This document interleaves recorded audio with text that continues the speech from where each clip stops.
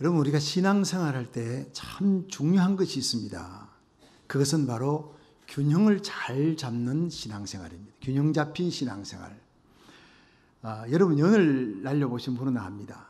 한국연, 가오리연. 근데 이 연을 날릴 때 날개를 붙이잖아요. 근데 조금만 이게 무게의 중심이 틀리거나 하면은 이게 그냥 쏠리버립니다. 날리면 똑바로 날아가지 않고 이게 쏠려서 빙빙 도는 거예요. 그래서 양쪽에 날개의 균형을, 무게를 잡는 거 굉장히 중요한 겁니다. 하나님과의 관계 잘해야 합니다. 예배, 기도, 헌신하는 거 참 귀한 일입니다. 근데 하나님과의 관계는 참 좋은데 사람과의 관계가 이게 좀 미숙한 성도들이 또 있어요. 사람과의 관계의 크레딧이 좀 나빠요. 어떤 사람은 사람과의 관계는 너무 잘합니다.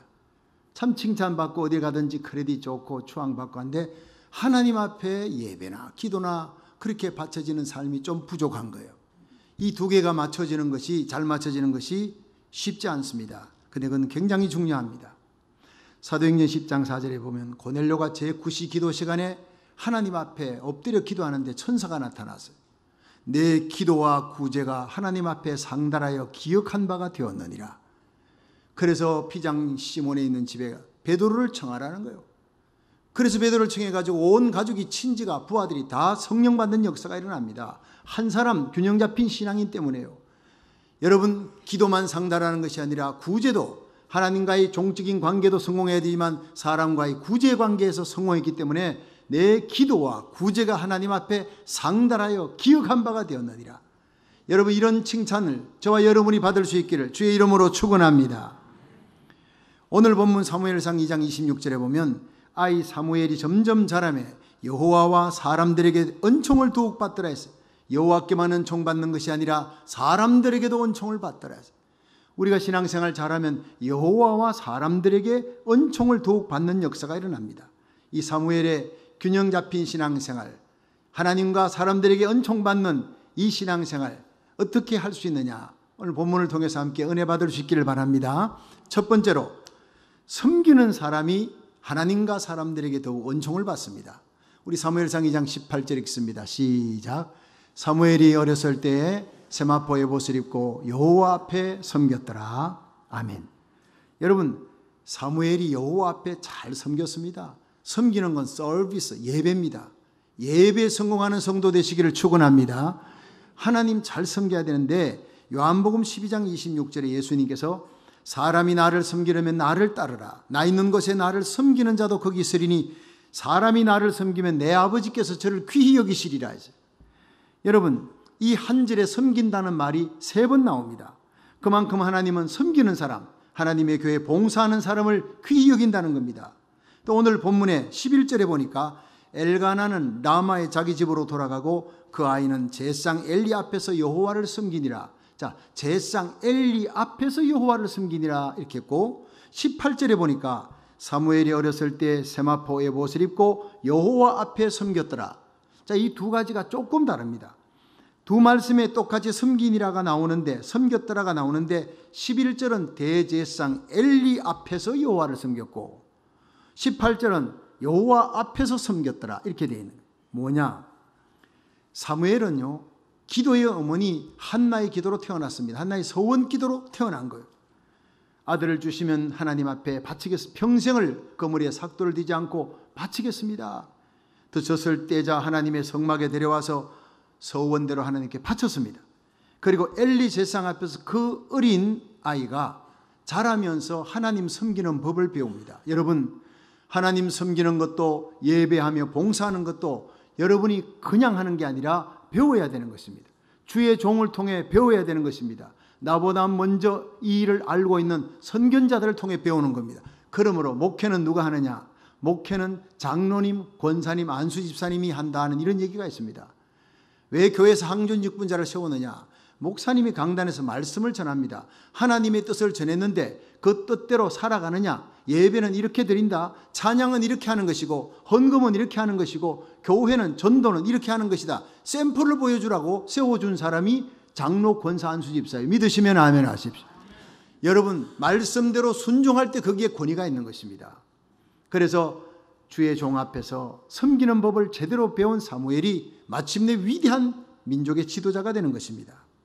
여러분, 성경 속에 눈의 아들 여호수아가 어떻게 나옵니까? 모세의 시종 눈의 아들 여호수아, 항상 그게 따라붙어요. 모세의 시종 노릇을 40년을 했습니다. 1, 2년도 아니고.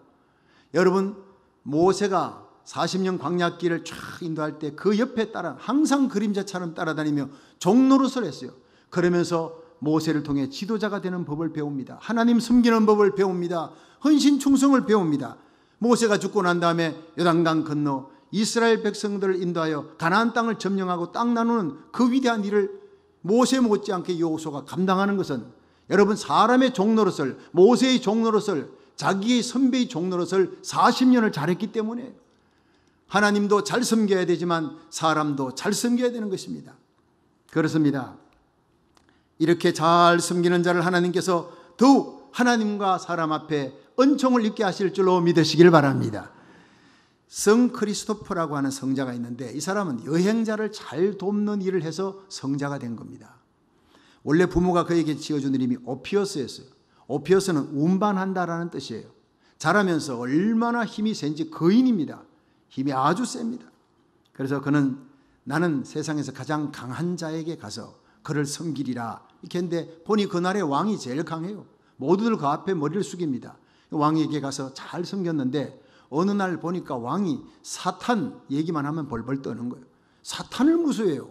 마귀를 무수하는 걸 보고, 야, 그럼 내가 마귀한테 붙어서 섬겨야 되겠구나 하고 또 사탄을 섬겼습니다. 그런데 얼마간 지나보니 이 사탄이 십자가만 얘기하면 벌벌 떠는 거예요. 예수님 십자가만 얘기하면 벌벌 떠니까, 야, 진짜 강한 분이 예수님이구나. 자, 그런데 이 바빌라스라고 하는 수도사를 만나 그 예수님의 십자가의 구속의 도리를 깨닫습니다. 그리고 일평생 자기는 부활하신 예수님을 섬기기로 결심했습니다.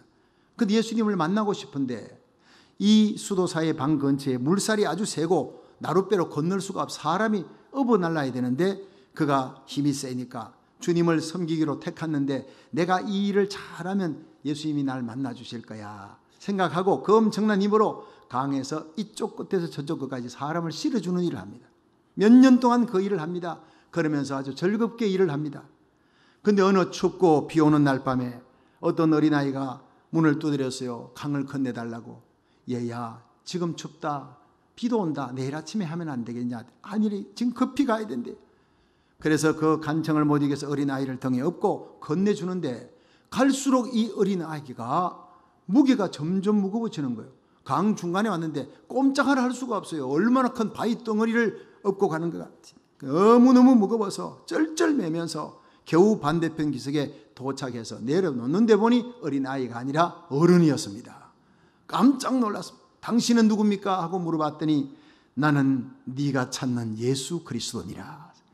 내가 저 강을 건너고 싶었는데 네가 나를 건네주었으니 너는 더 이상 오피어스라 부르지 말고 크리스토프라 불릴 것이니라. 네가 나를 도왔기 때문이니라. 그분이 사라진 거예요. 얼마나 감격이 있겠습니까? 일생을 그렇게 크리스토프가 됩니다. 크리스토프는 그리스도를 업어나르는 자 이 뜻입니다. 여러분, 마태복음 25장 40절에 예수님께서 왕으로 오셨을 때 양과 염소 갈라놓고 재판합니다. 양은 의인이요 염소는 악인입니다. 너희들이 내가 굶주릴 때 먹을 것 주고 헐벗었을 때 입을 것 주고 목마를 때 마실 것 주었다. 병들었을 때 옥에 갇혔을 때 와서 돌보아 주었다. 그 의인들이 언제 우리가 그랬나이까? 주여 언제 우리가 그랬나이까? 여기 내 형제 중 지극히 작은 자 하나에게 한 것이 곧 내게 한 것이니라. 할렐루야. 여러분, 우리 주위에 변장한 예수님이 많다는 것입니다. 훗날 주님 앞에 섰을 때 내가 네 곁에 그렇게 있었다, 나를 도와달라고 내가 그렇게 너에게 갔건만 너는 나를 외면하지 않았냐, 그런 말을 들어서는 안 됩니다. 여기 지극히 작은 자 하나에게 한 것이 곧 내게 한 것이니라. 여러분, 우리 인생의 물살은 험합니다. 나 하나 건너기도 벅차고 힘듭니다. 그런데 다른 사람을 섬긴다는 거 힘들고 고통스럽고 어려운 일입니다. 그러나 우리가 그것을 나의 십자가로 달게 지고 걸어가면 천국에 이르렀을 때, 우리 주님 앞에 섰을 때 바로 주님을 섬긴 복되고 영광스러운 일이라는 것을 깨닫게 되고 그날 하늘에서 상 받는 자가 될 줄로 믿으시길 바랍니다. 그날을 바라보면서 잘 섬기십시오. 하나님 잘 섬기시고 성도들 잘 섬기시고 하나님과 사람들 잘 섬겨 하나님과 사람 앞에 더욱 은총을 입는 존귀한 하나님의 백성이 되기를 주의 이름으로 축원합니다. 두 번째로, 성실한 사람이 하나님과 사람 앞에 더욱 은총을 받습니다. 우리 함께 사무엘상 2장 19절에서 21절 읽습니다. 시작. 그 어미가 매년 제를 드리러 그 남편과 함께 올라갈 때마다 작은 겉옷을 지어다가 그에게 주었더니 엘리가 엘가나와 그 아내에게 축복하여 가로되 여호와께서 이 여인으로 말미암아 내게 후사를 주사 이가 여호와께 간구하여 얻어들인 아들을 대신하게 하시기를 원하노라 하였더니 그들이 그 집으로 돌아가매 여호와께서 한나를 권고하사 그로 잉태하여 세 아들과 두 딸을 낳게 하셨고 아이 사무엘은 여호와 앞에서 자라니라. 아멘. 여러분, 한나가 서원 기도를 했는데 그 서원 기도를 이행하기가 참 힘든 상황이었습니다. 그런데 그 서원 기도를 이행하니 하나님께서 약속을 지킨 한나에게 5배의 복을 주었어요. 세 아들과 두 딸을 선물로 주었다는 것입니다. 여러분, 한나가 자식이 없었어요. 둘째 부인인 브린나가 자식이 있는데 본부인이면 뭐하냐, 자리만 지키고 너는 자식이 없지 않느냐, 날마다 격동케 했다 그랬어요. 마음을 괴롭게 하며 고통스럽게 했어요. 그 흐르는 눈물을 남편도 닦아줄 수가 없어요.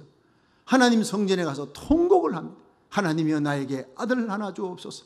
그 아들 주시면 평생에 하나님께 드리겠나이다. 삭도를 머리에 대지 않고 하나님 앞에 바치겠나이다. 그렇게 통곡하며 우니까 하나님께서 엘리 제사장을 통해 네가 기도한 대로 이루어지이다. 그 시간에 일어나서 수색을 마치고 집에 갔습니다. 그날 밤 하나님이 아기를 주었습니다. 때가 되매 아기가 태어났는데 그 아이 이름이 사무엘이에요. 하나님이 나의 기도를 들으셨다라는 그 기도의 응답으로 사무엘을 받고 얼마나 기뻤습니까?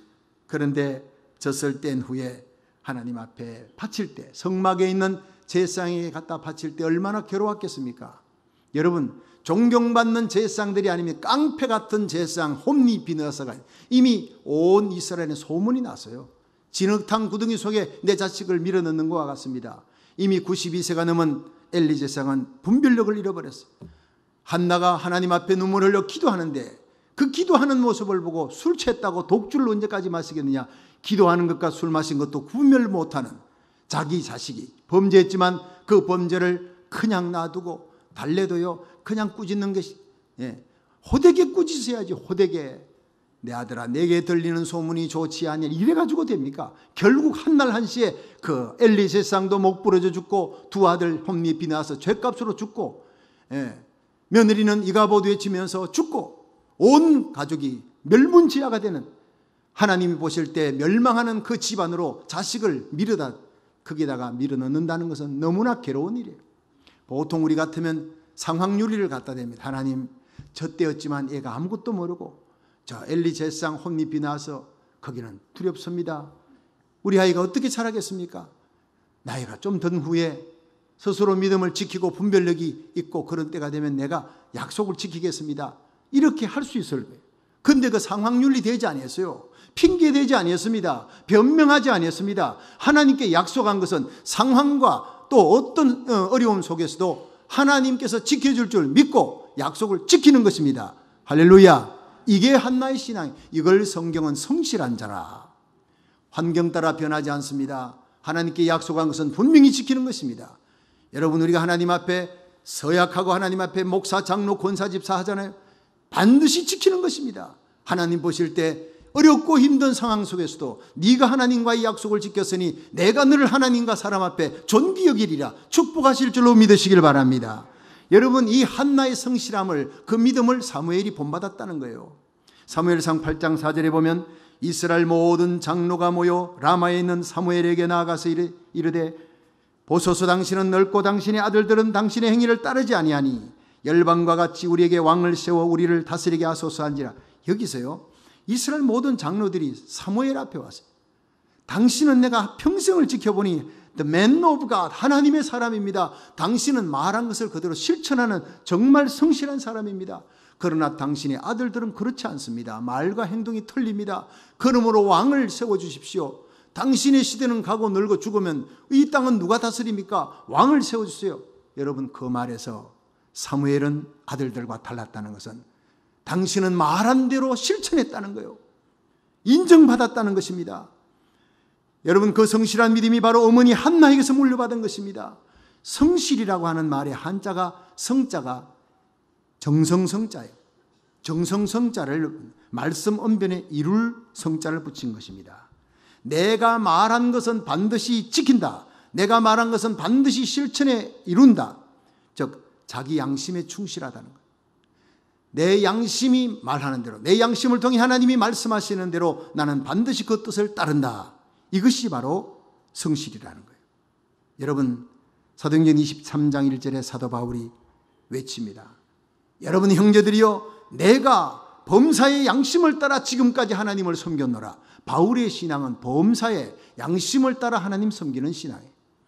여러분, 하늘 우러러 한 점 부끄러움이 없는, 양심에 부끄러움이 없는 그런 삶을 살아가는 사람을 하나님은 성실하다고 인정합니다.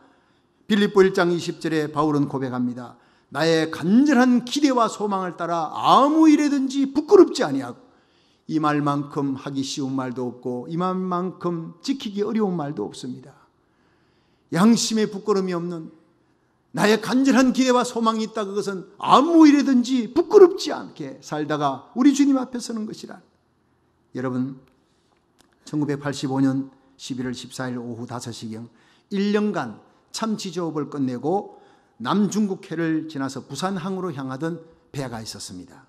광명 87호 전재용 선장에. 그런데 SOS를 외치는 난파선 하나를 발견했습니다. 월남 보트피플이 나라가 망하고, 그래서 보트피플이 살려고 바다로 나왔지만 많은 보트피플들이 죽습니다. 96명의 생명이 보트피플을 타고 가는데 그게 이미 25척의 배가 외면하고 지나 국제적인 큰 문제가 됐습니다. 아무도 그들을 도와주지 않습니다.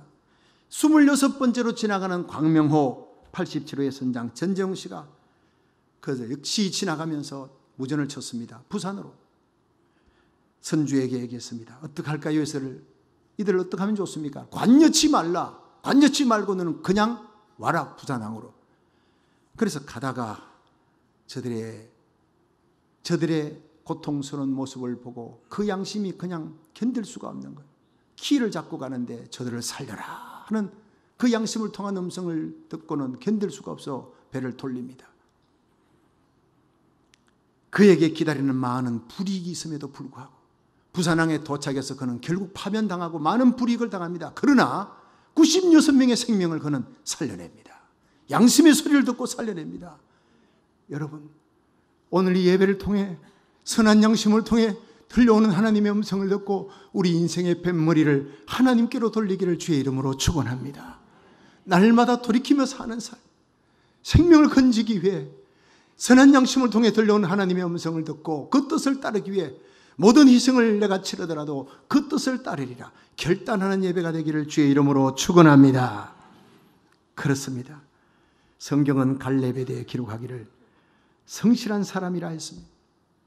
여호수아 14장 7절에 갈렙은 가데스 바네아에서 12정탐꾼 중에 하나로 여리고를 탐지하고 와서 그 마음에 성실한 대로 보고했다. 이렇게 기록합니다. 그 마음에 성실한 대로 여호수아가 보고했다. 이게 뭡니까? 그는 자기의 신앙 양심에 부끄러움이 없이 고백했다는 거예요. 내가 가서 봤더니 안악자손 네피림의 후에 너무나 큰 성읍이다. 그러나 그들의 보호자는 떠나고 하나님은 우리와 함께한다. 아무리 어려운 것이라도, 환경이 아무리 어려워도 우리는 공격하자. 그들은 우리들의 밥이다. 하나님이 우리에게 주신 땅이다. 여러분, 이 긍정적인 믿음이 신앙 고백입니다. 이것이 바로 성실한 믿음이라고 성경은 얘기하고 있습니다. 결국 갈렙은 그 나이 85세가 되었지만 아무도 가기를 꺼리는 헤브론 땅을 향해 여호수아에게 얘기합니다. 오늘날 내 나이 85세로 돼 모세가 나를 보내던 45년 전과 같이 오늘날 오히려 강건하니 나의 힘이 그제나 지금이나 일반이라 이 산지를 내게 주십시오. 아무도 가려고 하지 않는 헤브론 산지를 내게 주십시오. 그곳에는 아낙 사람들이 있고 그 성읍들은 크고 견고할지라도 여호와께서 혹시 나와 함께 하시면 내가 필경 여호와의 말씀대로 그들을 쫓아내리리라. 나는 승리합니다. 당당히 외치고 있습니다. 이것이 바로 하나님 보시기에 성실한 사람의 모습인 줄로 믿으시기 바랍니다. 세월이 45년 지나도 변함없는 신앙, 이런 사람을 통해 하나님은 헤브론을 점령케 하시고 갈렙의 후손 온니엘이 이스라엘의 첫 번째 사사가 되는 거예요. 여호수아의 후손이 아니라 갈렙의 후손에서, 제2인자 갈렙의 후손에서 왕적인 존재 사사, 첫 번째 사사가 나온 이유가 무엇입니까? 하나님 앞에 성실했기 때문에. 여러분, 우리는 신앙 양심에 부끄러움이 없이 행하는 성실한 사람이 되어 하나님과 사람에게 더욱 은총을 받다가 우리 주님 만나시기를 주의 이름으로 축원합니다. 마지막 세 번째로, 이기는 사람이 하나님과 사람 앞에 더욱 은총을 받습니다. 우리 사무엘상 2장 22절에서 26절 읽습니다. 시작. 엘리가 매우 늙었더니 그 아들들이 온 이스라엘에게 행한 모든 일과 회막문에서 수종드는 여인과 동침하였음을 듣고 그들에게 이르되 너희가 어찌하여 이런 일을 하느냐? 내가 너희의 악행을 이 모든 백성에게서 듣노라. 내 아들아, 그리 말라. 내게 들리는 소문이 좋지 아니하니라. 너희가 여호와의 백성으로 범각해 하는도다. 사람이 사람에게 범죄하면 하나님이 판결하시려니와 사람이 여호와께 범죄하면 누가 위하여 간구하겠느냐 하되 그들이 그 아비의 말을 듣지 아니하였으니 이는 여호와께서 그들을 죽이기로 뜻하셨음이었더라. 아멘. 여러분, 엘리가 대제사장으로 있는 그 성막에 두 아들 홈니 비나스가 제사장으로 있었습니다. 그런데 이 두 제사장이 큰 문제를 일으킵니다. 사람들이 많이 재물을 들고 옵니다. 그 재물을 갖고 오면 어떤 거는 번제로 바치기도 하고 어떤 거는 또 삶아서 드리기도, 하나님께 드리기도 한데, 삶는 고기 중에 자기가 좋아하는 부분을 사람을 보내서 홈니 비나스 두 제사장이 그걸 갖고 오게 하는 거예요. 그러니까 그걸 삶는 사람, 이건 하나님께 먼저 드려야 됩니다. 제사장이라도 안 되는 것입니다. 제사장이 이런 일을 하면 안 되는 것입니다. 죄악입니다. 얘기하면 강제로 뺏어왔더라. 성경은 그렇게 3살 갈리로 찍어서 뺏어오는 거예요. 여러분, 하나님이 그 제사를 받으시겠습니까? 온전한 제사입니까? 그리고 성막에 수종드는 여인과 간음을 하는, 아버지 엘리에게 이 소문이 들어갔습니다. 온 이스라엘의 소문이 파다했고 마지막에 90살이 넘은 분별력이 어두워진 이 아버지 엘리에게 들어가자 불렀습니다. 다 일렀습니다. 근데 아버지 말을 듣지 않았더라. 왜냐하면 이는 하나님이 저들을 죽이기로 작정했습니다. 무서운 말입니다. 그렇습니다. 아버지 엘리에게 소문이 들어가서 엘리가 아들을 다 일렀는데 듣지 않았습니다. 그런 깡패 같은 아들들이 하나님이 죽이기로 작정한 홈니 비나스가 있는 그곳에 이 아이 사무엘을 밀어넣는다는 거 얼마나 힘든 일일까요? 그런데 이 환경에서 자라나는 사무엘이 믿음을 지키며 제자리를 지켰다고 성경은 기록하고 있어요. 그 환경에서 사무엘은 어려운 환경, 나쁜 환경이라 탓하지 않고 거기에서 여러분 진흙탕 속에서 연꽃이 피어나듯이 너무나 깨끗하게 자랐다는 것입니다. 여러분, 사무엘 뒤에 한나 같은 기도하는 사람이 있었기 때문입니다. 여러분, 세상이 불의하다, 음란하다, 패역하다, 어둡다 탓하지 마시고 여러분, 우리들이 한나처럼 기도하시기를 주의 이름으로 축원합니다. 우리 자녀들이 어디에 있든 하나님이 지켜줄 것입니다. 사무엘같이 깨끗하게 자라게 하실 것입니다. 사드락 메삭 아벳느고를 보십시오. 바벨론의 절대 권력자인 느부갓네살이 두라평원에 신상 세워놓고 절하라, 절하지 않으면 불못불에 던진다 했지만 그들은 절하지 않았습니다. 불굴의 믿음으로 왕이여 우리를 불문불에 던지십시오. 하나님이 살려낼 것입니다. 그러나 그리 아니하실지라도 우리는 절대 하나님 외에는 신상에 절하지 않습니다. 하나님을 향해 충성하는 절대 지조를 가진 이들, 하나님께서 풀무불에 던져졌지만 마침내 머리털 하나 상치 않도록 살려주셨고 바벨론 온도에서 더욱 높이신 줄로 믿으시길 바랍니다. 그렇습니다. 이기는 자, 환경을 이기는 자를 하나님께서 사람과 하나님 앞에 더욱 존귀하게 세워줄 줄로 믿으시길 바랍니다. 중세에 로렌스라고 하는 나이 많은 수도사가 있었는데 말썽이 많기로 소문난 수도원의 감독이 원장으로 임명을 했어요.